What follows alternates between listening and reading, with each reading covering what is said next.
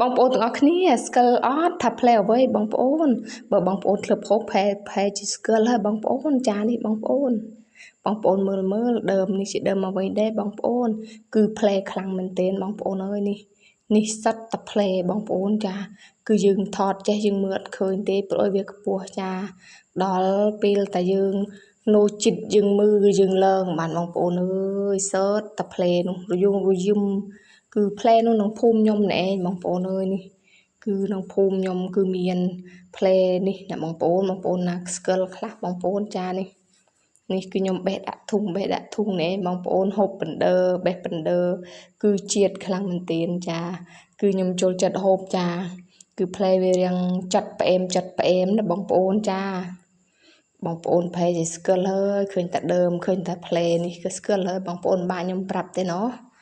ចានេះបងប្អូនគឺខ្ញុំបេះដាក់ធុងនេះបងប្អូនគឺផ្លែល្អវាខ្លះណាក៏ចាស់ខ្លះណាក៏ទុំចឹងណាបងប្អូនចាគឺខ្ញុំបេះដាក់គឺហល់ខ្លាំងមែនទែនព្រោះខ្ញុំមិនដេញថាមានទេដល់កូនខ្ញុំមកប្រាប់ថាមានផ្លែនេះមានក៏ខ្ញុំមកបេះចាគឺខ្ញុំមកបេះហូបចាគឺឆ្ងាញ់ខ្លាំងមែនទែនគឺនិយាយរួមទូគឺឆ្ងាញ់ឯងបងប្អូនផ្លែនេះគឺខ្ញុំចូលចិត្តចាបើខ្លះគិតដេញហូបទេបងប្អូនតែសម្រាប់ខ្ញុំគឺខ្ញុំចូលចិត្តចានេះ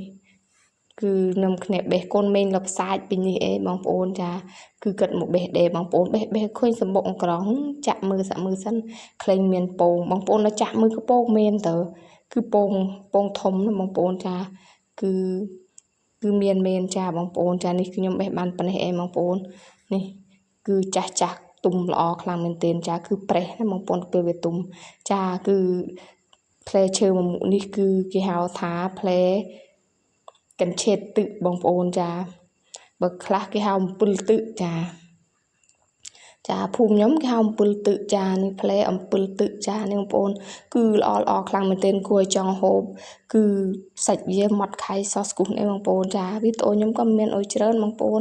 មានតែប៉ុណ្ណេះឯងបងប្អូននេះគិតតែយើងបេះមកក៏ហូបបងប្អូនចាបាយជម្រាបលាចាជួបគ្នាវីដេអូ